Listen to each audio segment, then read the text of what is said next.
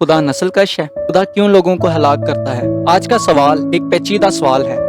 इस सवाल को लेकर हमारी दुनिया में दो तरह के लोग पाए जाते हैं। एक वो जो खुदा को जालिम, खुदा को तशद्दुद करने वाला तस्वर करते हैं, और दूसरे वो जो खुदा को इंसाफ करने वाले के तौर पर देखते हैं। उनका ये कहना है कि खुदा इंसाफ करता है, खुदा बुराई को खत्म करने के लिए या अपने लोगों को बुराई से बचाने के लिए अपने लोगों को ये इजाजत देता है कि वो लोग इस रूहे जमीन पर इंसाफ को कायम करें। आज हम इसी बात को जानेंगे कि क्या हमारा खुदा नस्ल कशी करता है, और अगर वो नस्ल कशी करता भी है तो वो क्यों करता है। आज से चंद सौ साल कबल जब हम हिटलर और नाजी फौजों के बारे में देखते हैं तो हम जानते हैं कि हिटलर और नाजी फौजों ने यहूदी कौम को जिस जुल्म और बर्बरियत का निशाना बनाया था उसे नस्ल कशी कहते हैं। 1937, 1938 और 1945 के दरमियान नाजियों ने लगभग 20 लाख यहूदियों को जमा करके कत्ल कर डाला। उसके बाद 1975 से 1979 के दरमियान में कंबोडिया के फौजी डिक्टेटर पोल पोट की तैयार करदा अस्करी तंजीम मीर रोग आर्मी ने 20 लाख कंबोडियन बाशिंदों का नस्ली कत्ल किया था। 1994 में भी हमने एक इसी तरह की और नस्ल कशी देखी जिसमें 100 दिनों के अंदर 8 लाख बाशिंदों को मौत के घाट उतार दिया गया था। ये हमारी हालिया तारीख की महज चंद मिसालें हैं जिनमें इंसान का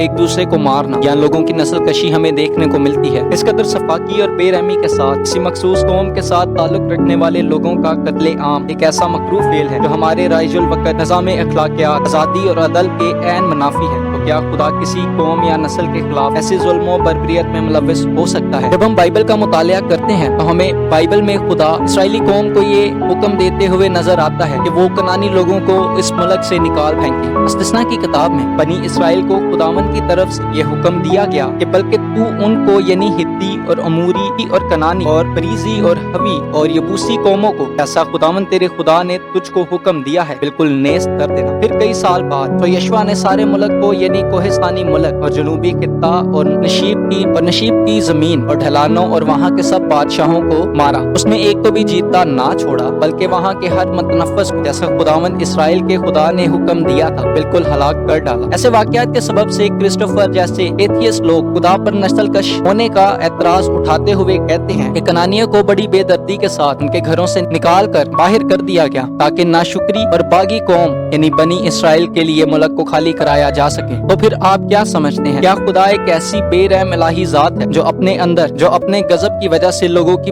पूरी नस्लों को सफा हस्ती से मिटाने का जरिया बनता है, सफा हस्ती से मिटाने के लिए हुक्म देता है? अहद अतीक में खुदा ने जब कभी भी किसी कौम को नेस्तो नबूद करने का हुक्म दिया तो उसमें नस्ल कशी का कोई शुबा नहीं मिलता, बल्कि बाइबल फरमाती है कि खुदा रहीम व करीम, कुदूस व बरहक और सादिक व हलीम है। खुदा अदालत करने में देर नहीं करता बल्कि वो कहर करने में धीमा और शफकत में गनी है, मगर वो सदाकत से जहां की और अपनी सच्चाई से कौमों की अदालत करेगा। बेइंसाफी उसकी फितरत के खिलाफ है। अगर खुदा रास्ती से कामिल इंसाफ ना करे तो वो एक कामिल और रहीम खुदा हो ही नहीं सकता। अगर वो बदी से चश्म पोशी करे तो वो खुदा कैसा? थियोलॉजी के माहिर J.I. पैकर ने इस नुक्ते को मजीद वाज़े तौर पर देखने में हमारी मदद के लिए बयान किया था। क्या एक ऐसा खुदा जो नेकी और बदी के दरमियान इम्तियाज रवा नहीं कर सकता हमारी नजरों में एक भला और सताइश के लायक खुदा कैसे हो सकता है? एक ऐसा खुदा जो इंसानी तारीख के हिटलर जैसे दरिंदा सिर्फ इंसान और अपने मकदसीन के माबैन फर्क नहीं कर सकता? क्या वो अखलाकी तौर पर हम के लायक और कामिल खुदा हो सकता है? ऐसी अखलाकी बेहिसी खुदा की जात में कामलियत नहीं बल्कि नुक्स की आईनादार होगी, लेकिन अगर वो दुनिया का रास्ते के साथ इंसाफ ना करे तो ये उसकी तरफ से अखलाकी बेहिसी का इजहार होगा। खुदा के कामिल अखलाक का हतमी सबूत इस हकीकत में है कि उसने दुनिया के इंसाफ का तराजू अपने कभी हाथों में थाम रखा है। इसलिए दुरुस्त और गलत के सवालात पर उसकी बेहिसी का कोई सवाल ही पैदा नहीं होता। खुदा रास्ती से अदालत करता है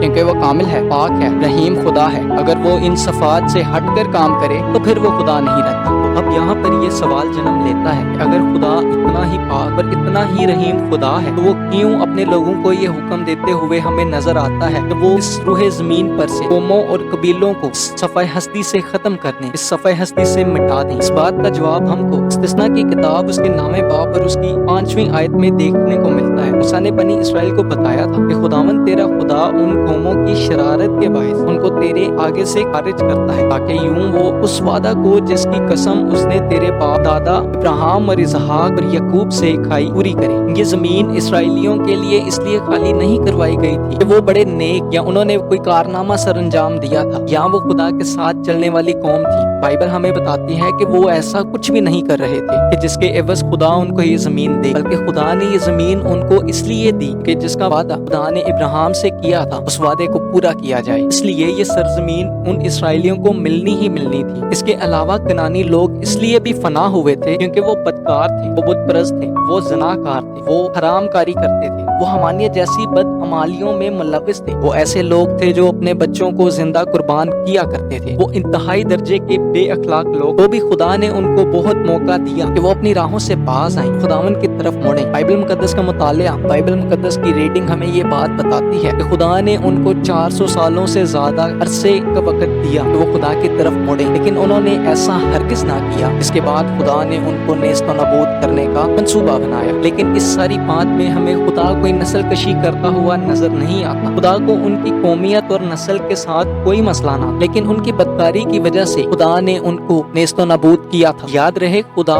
ان لوگوں کو جو راست باز تھے بچانے کا منصوبہ رکھتا تھا۔ اس نے یرو شہر کی راہب کو بچا لیا کیونکہ وہ اپنے ایمان کے سبب سے راست باز ٹھہری، مگر باقی سب لوگ جنہوں نے اپنے گناہوں سے توبہ نہ کی ان پر بالآخر خدا کی سزا نازل ہوئی، اور کنعان کے لوگوں کا بھی یہی حال ہوا۔ اس سبب سے ہم یہ کہہ سکتے ہیں کہ خدا نسل کشی تو ہرگز نہیں کرتا، بلکہ ان کے ان کاموں کے وجہ سے، ان کاموں کی بدولت قدس، عدل اور راستی کی عکاسی ہوتی ہے۔ خدا انصاف کرتا ہے، خدا کسی بے گناہ کی جان نہیں لیتا، بلکہ خدا چاہتا ہے کہ ہر ایک کی توبہ تک نوبت پہنچے۔ اس لیے وہ انسان کو بارہا موقع فراہم کرتا ہے کہ انسان اپنی روشوں سے باز آئیں اور خداوند خدا کی طرف راغب ہوں۔ اگرچہ بعض اوقات ہمیں خدا کے عدل و انصاف کے طریقوں کی پوری طرح سمجھ نہیں آتی، مگر ہم ایمان کی راہ سے یہ ضرور مانتے، جانتے اور سمجھتے ہیں کہ وہ ایک مہیب اور پاک خدا ہے۔ کہ داؤد بادشاہ نے کہا تھا کہ اے خدا تیری راہیں مقدس ہیں، کون سا دیوتا خدا کی مانند بڑا ہے؟ وہ خدا ہے جو عجیب کام کرتا ہے۔ تو نے قوموں کے درمیان اپنی قدرت ظاہر کی،